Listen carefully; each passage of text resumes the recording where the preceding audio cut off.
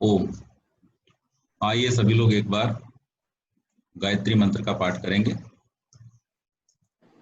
ओम भूर्भुवः स्वः तत्सवितुर्वरेण्यं भर्गो देवस्य धीमहि धियो यो नः प्रचोदयात्। ॐ शन्नो मित्रः शं वरुणः शन्नो भवत्वर्यमा शन्न इन्द्रो बृहस्पतिः शं नो विष्णुरुक्रमः। नमो ब्रह्मणे नमस्ते वायो त्वमेव प्रत्यक्षं ब्रह्मासि त्वामेव प्रत्यक्षं ब्रह्म वदिष्यामि। ऋतं वदिष्यामि सत्यं वदिष्यामि तन्मामवतु तद्वक्तारमवतु। अवतु मामवतु वक्तारम् अवतु मामवतु वक्तारम्। वंदनीय मातृशक्ति, धर्म प्रेमी सज्जनों, जैसा कि आज का पूर्व निर्धारित विषय है पंचाग्नि क्या है, पंचाग्नि विद्या क्या है। हम लोगों का जो सांख्य दर्शन का क्रम चल रहा है उसके 5वें अध्याय में ये पंचाग्नि विद्या का प्रसंग आया था और उसी को स्पष्ट करने के लिए यहाँ पर आज का ये विषय रखा गया है कि आखिर ये पंचाग्नि क्या है, इनका स्वरूप क्या है और इनका जो विवरण है वो हमें कहाँ से प्राप्त होता है, इनकी उपयोगिता या इनकी प्रासंगिकता क्या है। इन सब विषयों पर आज हम प्रकाश डालेंगे। तो यह प्रसंग जो है वो छांदोग्योपनिषद का है और छांदोग्योपनिषद में 5वें अध्याय के 3रे खंड में ये चर्चा आती है कि जिसमें इस पंचाग्नि के विषय में और पंचाहुतियों के विषय में चर्चा की गई है। प्रसंग है, हे सौम्य, मुमुक्षु पुरुषों में इस नाम रूप क्रियात्मक अति दुखमय संसार से वैराग्य उत्पन्न करने के अर्थ श्रुति भगवती एक आख्यायिका कहती है जिसमें उद्दालक नामक ऋषि और प्रवाहण नामक राजा का संवाद है। उसमें राजा ने ऋषि को संसार गति देखाने के अर्थ पंचाग्नि विद्या का उपदेश किया है। तो ये जो आख्यायिका है, इस आख्यायिका में किस प्रकार से ये उपदेश किया गया है उस पूरी चर्चा का वर्णन है। तो यहाँ पर इसको हम शुरू करते हैं। हे सौम्य, प्रवाहण राजा ने प्रश्न किया, किससे? श्वेत केतु से। जब श्वेत केतु पंचाल नामक देश के राजा की सभा में गया तो जीवल नाम राजा का जो पुत्र जयवली था उसने प्रश्न किया कि हे कुमार, आपके पिता जो ऋषि हैं उन्होंने आपको क्या विद्या की शिक्षा दी है? तो श्वेत केतु ने कहा, अवश्य दी है और मैं अपने पिता से विद्या का दान लेकर के विद्या की प्राप्ति करके आया हूं। तो फिर उन्होंने वहां पर उनसे प्रश्न किए और वो प्रश्न इस प्रकार हैं। प्रवाहण राजा ने प्रश्न किया कि जिस प्रकार इस लोक से प्रजा मर करके ऊर्ध्व लोक को जाती है, क्या आप जानते हैं? श्वेत केतु ने उत्तर दिया, हे भगवान, इस विद्या को मैं नहीं जानता। पहला प्रश्न क्या था कि लोग प्रजाएं, जीव, प्राणी इस संसार से मरकर कहाँ जाते हैं, क्या इसको आप जानते हो? श्वेत केतु ने कहा, मैं इसको नहीं जानता हूं। फिर से प्रश्न किया, जिस प्रकार से वह प्रजा फिर से इस लोक में आती है, क्या उसको जानते हो? श्वेत केतु ने उत्तर दिया, मैं उस विद्या को भी नहीं जानता हूं। फिर प्रश्न किया कि तो क्या तुम उस जगह को जानते हो जहां से देवयान और पितृयान मार्ग अलग अलग हो जाते हैं? आप लोगों को याद होगा, जब हमने मृत्यु के उस पार विषय पर चर्चा की थी, उसमें हमने देवयान और पितृयान मार्गों की भी चर्चा की थी। तो यहां पर यह प्रश्न किया गया है कि देवयान और पितृयान मार्ग जहां अलग अलग होते हैं, क्या तुम स्थान को जानते हो? तो फिर से उसने कहा कि मैं उस मार्ग को भी, उस स्थान को भी नहीं जानता हूं।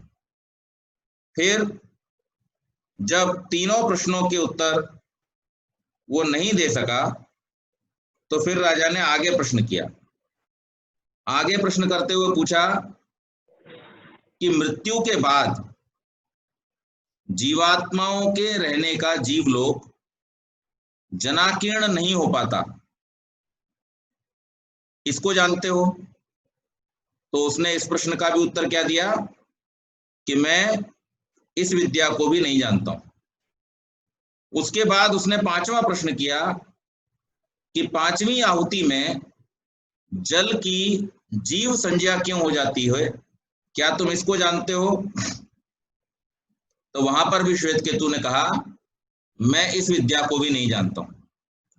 और इस प्रकार से उन पांचों प्रश्नों के उत्तर श्वेत केतु नहीं दे सका।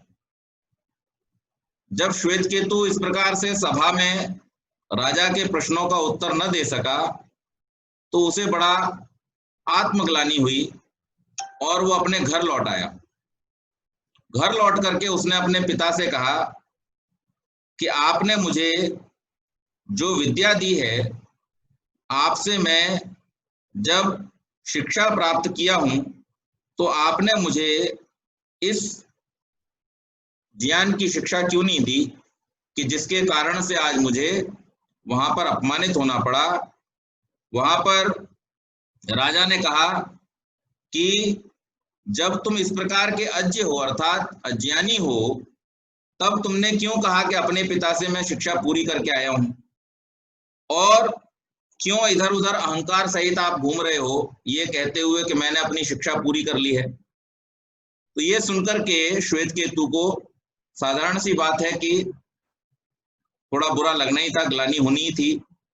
तो आकर के पिता से शिकायत की और पिता से कहा कि आपने मुझे कहा था समावर्तन काल के समय कि मैंने तुम्हें सब विद्याओं को दे दिया है, अब कुछ भी जानने योग्य शेष नहीं बचा है। लेकिन वहां पर इन प्रश्नों को सुनकर के आपकी दी हुई विद्या से मुझे इसके उत्तर प्राप्त नहीं हुए, तो आपने मुझे ये विद्या क्यों नहीं दी? तो वहां पर उद्दालक ऋषि ने अपने उस पुत्र को कहा कि हे पुत्र, जैसे तू राजा के प्रश्नों का उत्तर देने में असमर्थ हुआ, वैसे ही मुझको उनके उत्तर देने में असमर्थ जान। अर्थात मैं भी इस विद्या को नहीं जानता हूं। यदि उस विद्या को मैं जानता होता तो अवश्य मैंने तुम्हें इसकी शिक्षा दी होती। हे पुत्र, तू मुझको प्रिय है, यदि वह विद्या मैं जानता होता तो तुझे समावर्तन काल में निश्चित रूप से मैंने उसका उपदेश किया होता। फिर उन्होंने कहा कि ये विद्या मैं नहीं जानता, लेकिन मैं इसको सीखूंगा अवश्य। और उन्होंने फिर अपने पुत्र श्वेत केतु से कहा कि मैं राजा के उन प्रश्नों का उत्तर तो नहीं दे सका, और अपने आप को उस विद्या से अज्ञात पाकर उनके जानने के लिए जिज्ञासा पूर्वक मैं पंचाल देश के जयवली नामक राजा के पास जाऊंगा और वहां जाकर के मैं इस विद्या को प्राप्त करूंगा। ऋषि उद्दालक जयवली के यहाँ गए। जयवली ने ऋषि का स्वागत सत्कार किया, भोजन आदि कराया और कराने के पश्चात में उनको विश्राम करने को कहा। दूसरे दिन प्रातःकाल जयवली ने उद्दालक ऋषि से पूछा, महाराज, आपके यहाँ आने का जो भी कारण है, जिस भी धन आदि की इच्छा से आप यहाँ आए हैं, कृपा करके वो मुझे बताएं ताकि मैं आपके लिए दक्षिणा आदि की व्यवस्था कर सकूं। तो ऋषि उद्दालक बोले कि मैं आज दक्षिणा लेने के उद्देश्य से नहीं आया हूं, मैं आज वो ज्ञान प्राप्त करने के उद्देश्य से आया हूं जो प्रश्न तुमने मेरे पुत्र से किए थे। वास्तव में मैं भी उस ज्ञान को नहीं जानता हूं, इसलिए आप कृपा करके मुझे वो विद्या दान के रूप में दें। अब यहाँ पर राजा जब जयवली संशय में पड़ गया। उसने कहा, ये तो विद्या मैंने अपने पितरों से प्राप्त की है और क्या मुझे इन्हें देना चाहिए कि नहीं देना चाहिए। लेकिन तभी उसे अपने आतिथ्य धर्म का ध्यान हुआ और उस आतिथ्य धर्म के वशीभूत वो गृहस्थ जो राजा था, उसने ये निश्चय किया कि निश्चित रूप से इन आए हुए ऋषि को दान देना मेरा परम धर्म है, चाहे वो गूढ़ विद्या ही क्यों न हो। और फिर उसने कहा कि आप कृपा करके 1 वर्ष तक मेरे यहाँ रहिए, तप कीजिए और उसके पश्चात मैं आपको ये विद्या दूंगा। महर्षि ने वहां पर 1 वर्ष तक रुक करके तप किया और तप करके फिर उन्होंने उनसे उस विद्या को प्राप्त करने के लिए आग्रह किया। तो अब उस विद्या का वर्णन है यहाँ पर, जिसे हम पंचाग्नि विद्या कहते हैं। और वो पंचाग्नि क्या है, उसका परिचय फिर महाराज जयवली ने ऋषि उद्दालक को दिया, वो आपको मैं बतलाता हूं। उन्होंने कहा, हे गौतम, अग्नि का उपासक हवन करते समय ऐसा चिंतन करता है कि मेरे सम्मुख की आहवनीय अग्नि स्वर्ग रूप अग्नि है, इसका ईंधन सूर्य है, इसकी ज्वाला दिन है, इसकी चिंगारियां नक्षत्र हैं, इसका अंगार चंद्रमा है।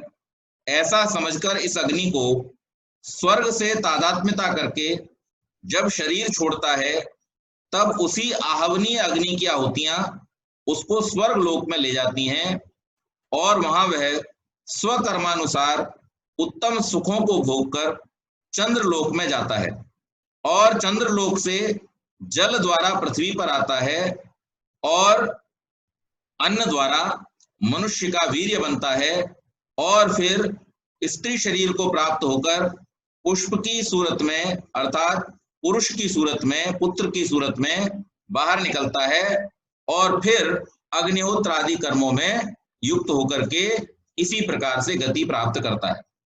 तो सबसे पहले जब हवन करता पय घृत आदि द्रव्य को स्वर्गाख्य अग्नि को समर्पित करता हुआ, स्मरण करता हुआ अपनी सम्मुख आहवनीय अग्नि में हवन करता है, तब हवन की हुई घृतादि वस्तु सूक्ष्म परिणाम को प्राप्त हुई सूर्य की किरणों करके स्वर्ग को प्राप्त होती है और वहां एकत्रित रहती है। जब अग्निहोत्र करता शरीर को त्यागता है और उसके शरीर का दाह उसके अग्निहोत्र अग्नि में किया जाता है, तब उस पुरुष को अग्निदेव स्वर्ग को पहुंचाता है और वहां यह अपने पूर्वकृत कर्म के फलों को भोगता है। और जब कर्म फल पूरा भोग लेता है, उसका क्षय होने पर होता है, तब वह फिर शेष कर्म भोग करने के लिए स्वर्गाख्य अग्नि में श्रद्धा रूप सूक्ष्म जल को हवन करता है और उन्हीं आहुतियों के साथ तन्मय हुआ आप भी हवन किया हुआ सा होता है, जिसका फल सोम होता है, यानी वह चंद्रलोक के भोगों को भोगने के लिए चंद्रलोक में उत्पन्न होता है। हे गौतम, यजमान के प्राण आदि इंद्रियों को अग्नि आदि देवताओं के आश्रय होने के कारण देवता कहते हैं। यह जो अग्निहोत्र की घृतादि आहुतियां हैं, वे इस परिणाम रूप होने के पहले सूक्ष्म जल रूप थीं और श्रद्धा करके भावित होने से श्रद्धा कही जाती हैं और यही श्रद्धा रूपी जल स्वर्गाख्य अग्नि में हवन किया हुआ 5वीं आहुति करके स्त्री रूप अग्नि में पुरुष के परिणाम को प्राप्त होता है।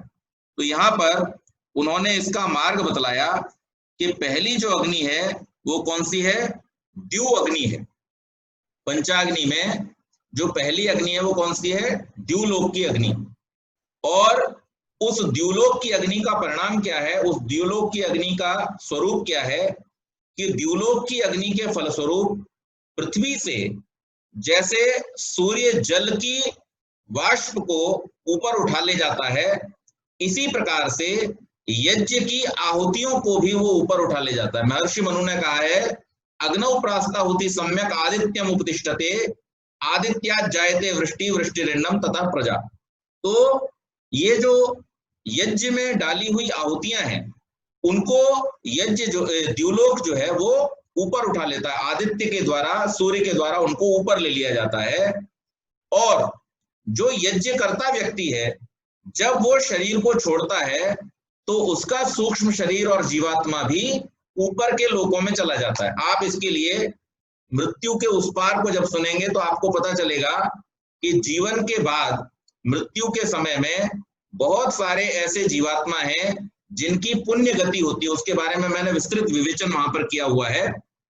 तो उस चांद्रमसी आदि गतियों को प्राप्त होता हुआ ये जीवात्मा आदित्य लोक में जाता है और वहां पर चंद्रलोक आदि में अपने पुण्यों के अनुसार फलों को भोगता है। और जब इसके पुण्य कर्मों का क्षय हो जाता है, जब पुण्य कर्म और पाप कर्म लगभग बराबर, यानी जब जन्म लेने की स्थिति में आ जाता है, तो उस जन्म लेने की स्थिति में फिर से ये मेघों के द्वारा वापस आता है और वापस आकर के अगली जो अग्नियां हैं 4, उन 4 अग्नियों के द्वारा फिर से जन्म को प्राप्त करता है। तो पहली अग्नि द्यू अग्नि है जो इसको ऊपर उठा करके ले जाती है। उसके बाद में दूसरी अग्नि है कि अग्नि का उपासक दूसरी बार अपने सम्मुख अग्नि को मेघ रूप अग्नि देव समझकर कल्पना करता है कि इसका ईंधन वायु है। जैसे ईंधन से अग्नि वृद्धि को प्राप्त होता है वैसे ही वायु से मेघ बढ़ता है।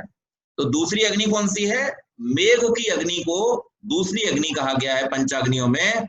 और जब वापसी का मार्ग होता है तो वापसी के मार्ग के समय में और जब यहां से जाने का मार्ग होता है उस समय में भी ये जल के साथ में ऊपर चला जाता है और जल के साथ ही वापस आता है।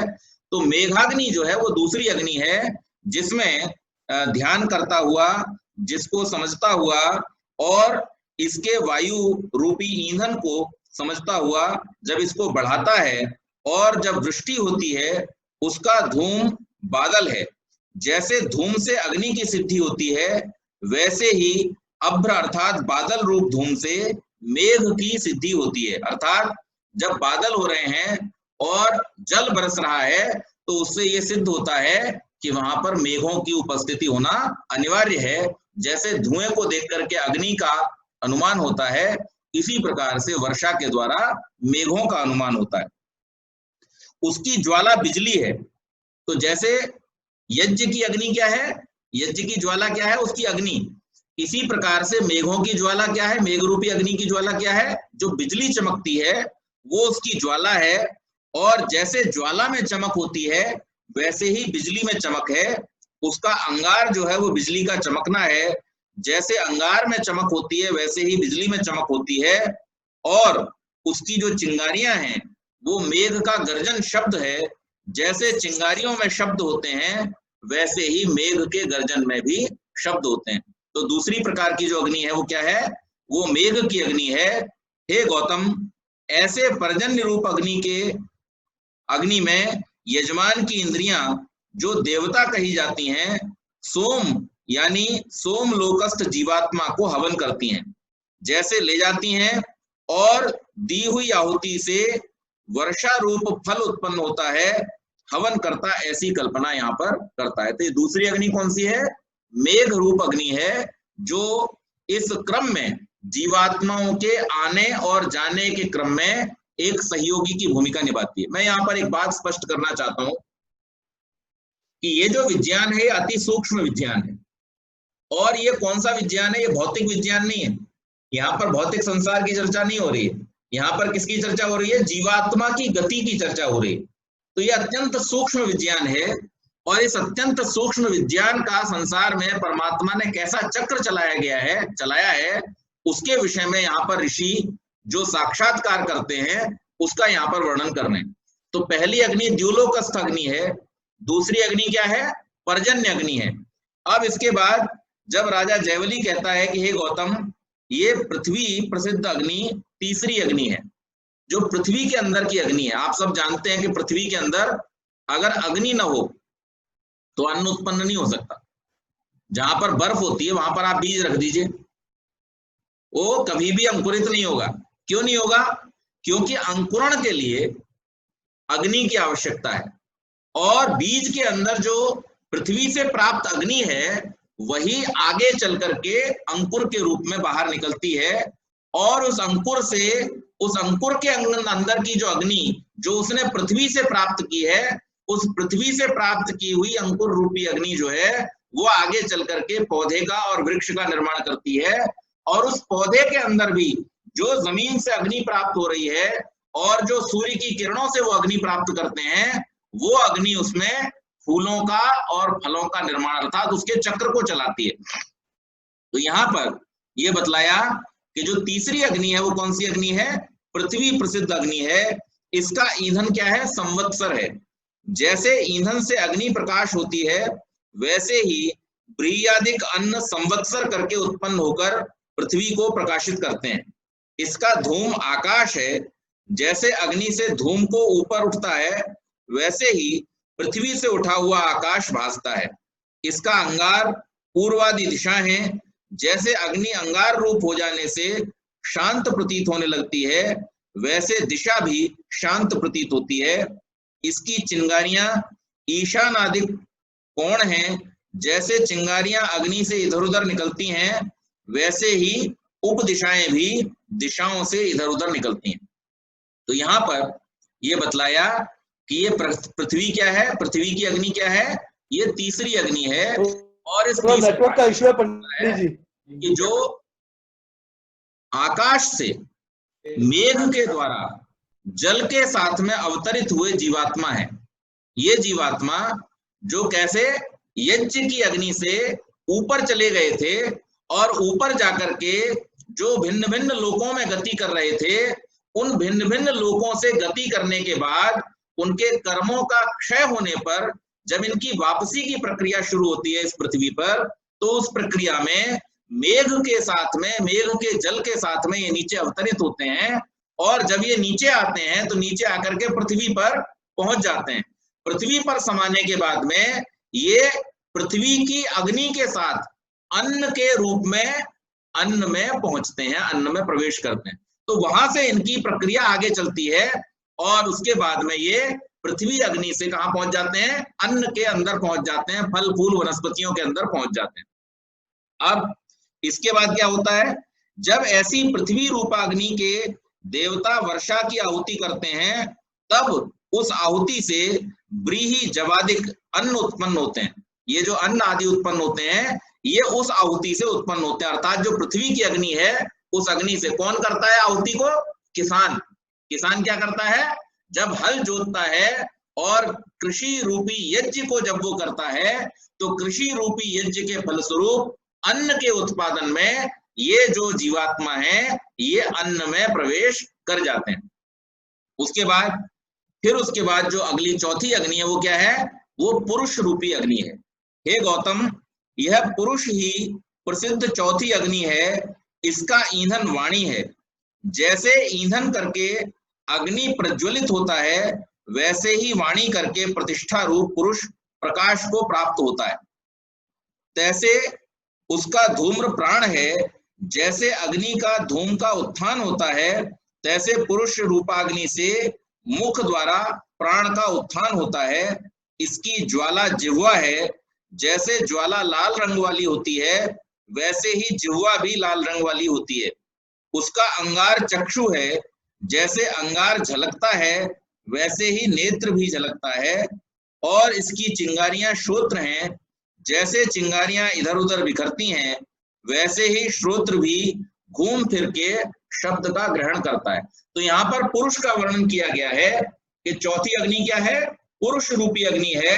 पुरुष जब उस अन्न का ग्रहण करता है, उस अन्न के ग्रहण करने से वो जीव जो कहां से, ऊपर से नीचे आए थे पृथ्वी पर, और पृथ्वी पर जो आकर के अन्न में समाहित हो गए थे, उस अन्न के अंदर, अब यहाँ पर एक लौकिक कहावत याद कीजिए।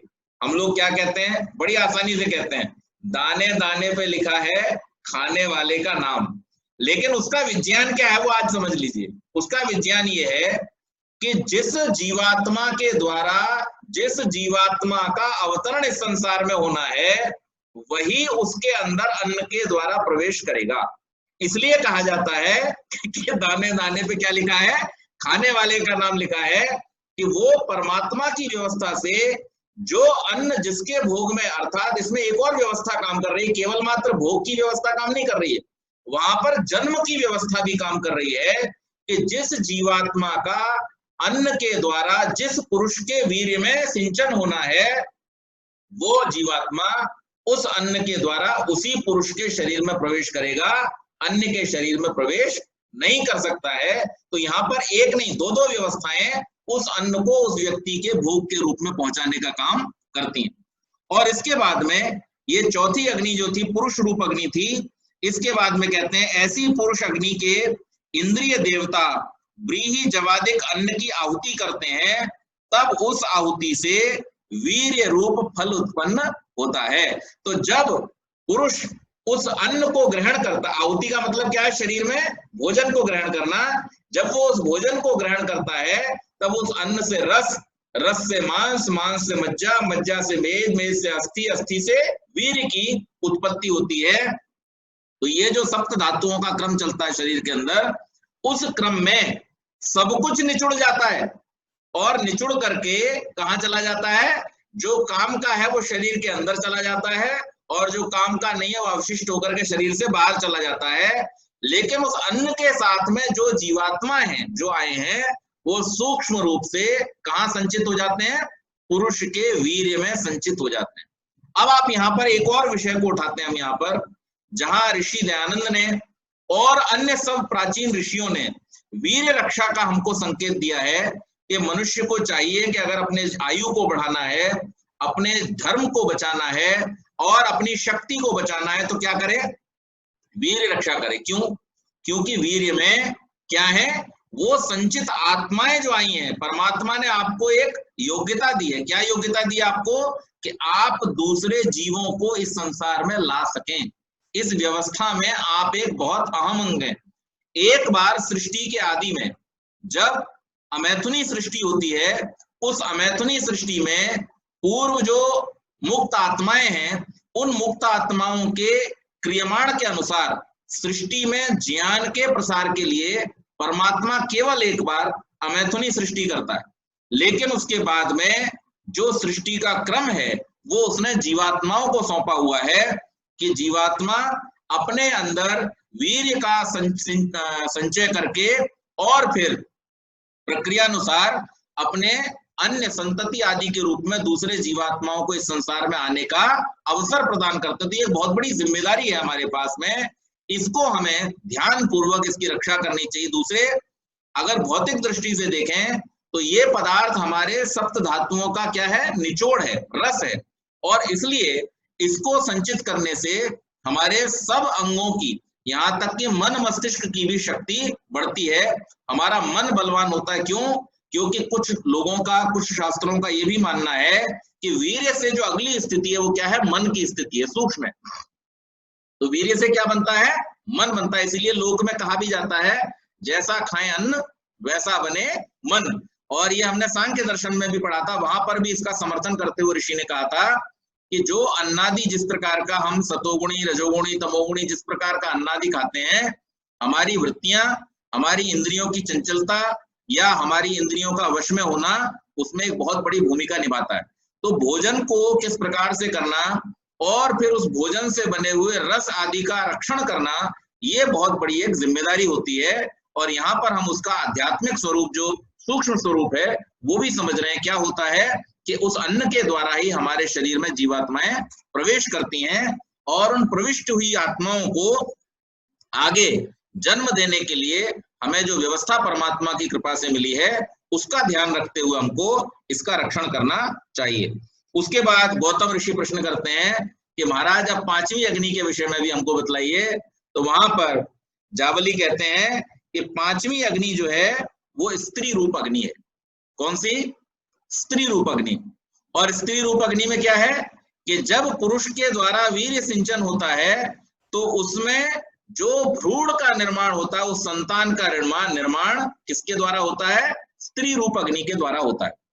तो स्त्री में जब गर्भ ठहरता है और उस गर्भ के बाद में उस संतान का पालन पोषण जो होता है वो स्त्री की अग्नि से ही होता है।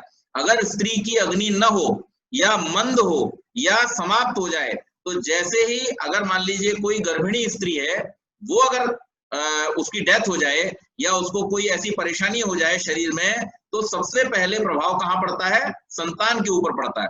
तो इसीलिए यहाँ पर कहा कि जो स्त्री रूपी अग्नि है, उस अग्नि से उस जीवात्मा का संसार में आना होता है, उसके शरीर का रक्षण, उसके शरीर का निर्माण, ये सारी प्रक्रिया कहाँ होती है? स्त्री के गर्भ में होती है।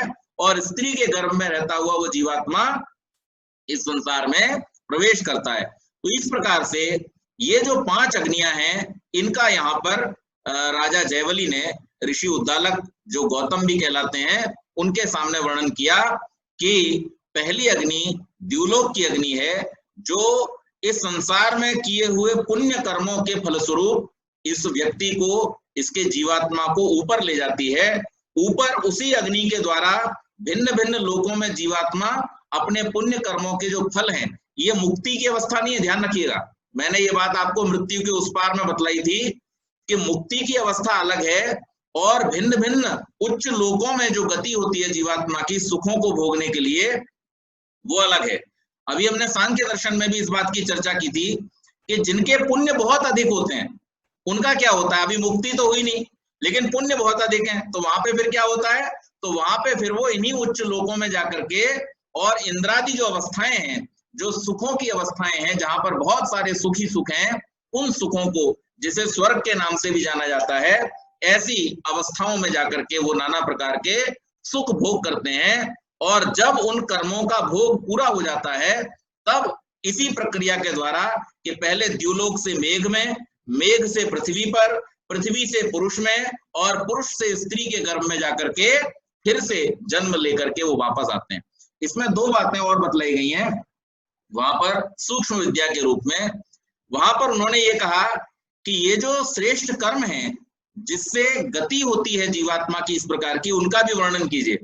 तो वहां पर वो बतलाते हैं, देखो अग्निहोत्र आदि जो कर्म है, यज्ञ कर्म जो है, और इसके साथ साथ योग्यों को दान करना, वहां पर दान का भी वहां पर प्रश्न उठाया, तो उसका भी उत्तर करते हैं कि योग्यों को, अर्थात अपने अपने आश्रम में ब्रह्मचारी ब्रह्मचर्य का काम कर रहा है, गृहस्थी गृहस्थ का कार्य कर रहा है, वानप्रस्थी वानप्रस्थ का कार्य कर रहा है, और सन्यासी जहां सन्यास का कार्य कर रहा है, ऐसे योग्य व्यक्तियों को जो दान आदि करता है, उनके कार्य को सहयोग करने के लिए उसका दान उच्च श्रेणी का दान है, जो इसको स्वर्गादि लोकों में लेकर के जाता है। तो फिर कहा कि दान भी अधम श्रेणी का भी होता है? बोले हाँ होता है। जो दान किनको किया जाता है? तो वहां पर कहा गया कि जो कोड़ी कंगले और इस प्रकार के लोग जो हैं, उनको जो दान किया जाता है वो क्या है? अधम श्रेणी का दान है। वो उत्तम श्रेणी का क्यों? क्योंकि वो उसका उपयोग केवल और केवल भोग के लिए करते हैं। उनके जीवन में कोई उच्च कार्यों को करने के लिए उस धन का उपयोग नहीं होता है। उनके जीवन का उपयोग सिर्फ इतना होता है कि वो उस धन से अपना भोजन कर लेते हैं, फिर दूसरे दिन मांगना शुरू कर देते हैं, फिर भोजन कर लेते हैं, फिर तीसरे दिन मांगना शुरू कर देते हैं। तो ऐसे लोगों को जो दिया हुआ दान है वो दान निम्न श्रेणी का, निकृष्ट श्रेणी का दान है। और जो विद्वानों को दिया हुआ या जो समाज के हित में लगे हुए लोग हैं उनको दिया हुआ जो दान है, जो अग्निहोत्र आदि में लगाया हुआ धन है, वो सब हमको उच्च लोकों में, उच्च श्रेणियों में लेकर के जाता है और स्वर्ग आदि की प्राप्ति कराता है। तो इस प्रकार से ये छांदोग्योपनिषद में प्रकरण आता है और इस प्रकरण में बहुत ही सुंदर ढंग से ये बतलाया गया है कि मनुष्य अपने कर्मों के द्वारा, सत्कर्मों के द्वारा किस प्रकार से उच्च स्थानों को, उच्च गति को प्राप्त कर सकता है। तो आज का जो विषय आप लोगों ने निर्धारित किया था, ये थोड़ी सी चर्चा मैंने की है। आज की चर्चा को हम यहीं समाप्त करेंगे। बहुत बहुत धन्यवाद।